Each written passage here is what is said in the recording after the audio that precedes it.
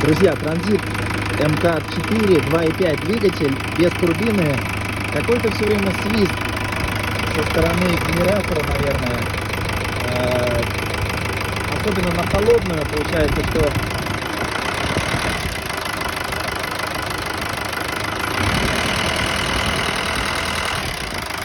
он слышен на холостом почему-то больше всего.